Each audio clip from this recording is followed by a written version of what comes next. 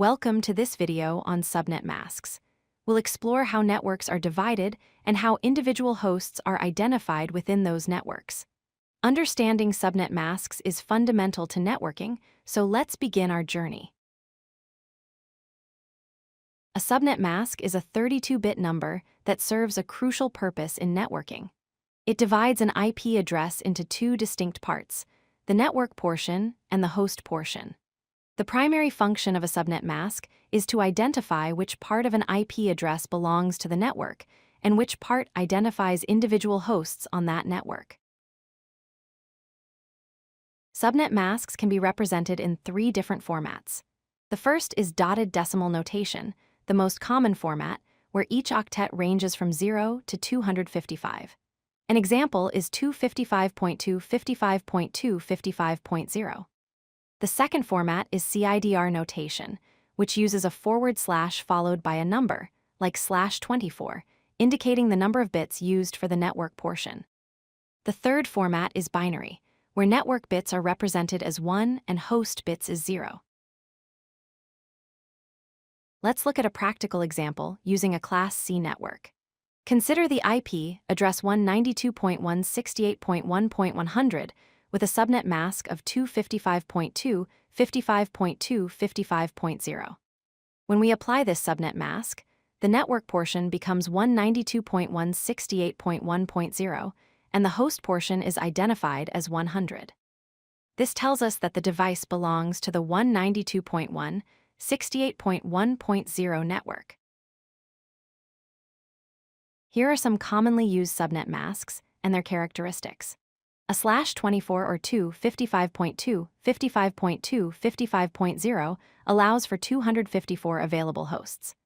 A /25 or 255.2, 55.2, 55.128 provides 126 hosts. /26 or 255.2, 55.2, 55.192 gives 62 hosts. /28 or 255.2, 55.2, 55.240 allows 14 hosts.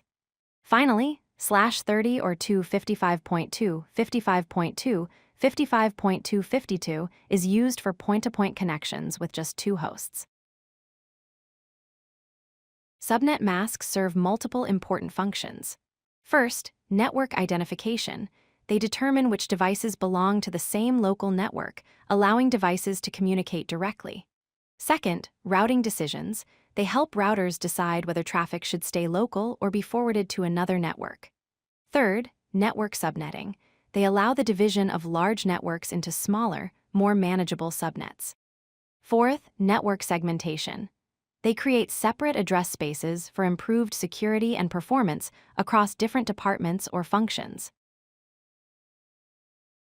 Understanding the mechanism behind subnet masks involves 4 key steps. First, an AND operation occurs where the IP address is compared with the subnet mask using bitwise AND logic. Second, network address extraction takes place, and the result identifies the network address of that IP. Third comes host identification, where the remaining bits identify individual hosts on that network. Finally, communication determination happens when devices determine if traffic should remain local or requires routing to a different network. Let's summarize what we've learned. The core purpose of a subnet mask is to divide IP addresses into network and host portions. Subnet masks come in 3 formats: dotted decimal, CIDR notation, and binary. They enable network organization by allowing subnetting and segmentation of networks. Finally, subnet masks have universal application as they are essential for routing and communication in all modern networks. Understanding subnet masks empowers you to design, manage, and troubleshoot networks effectively. If you like this video, hit that like button and don't forget to subscribe.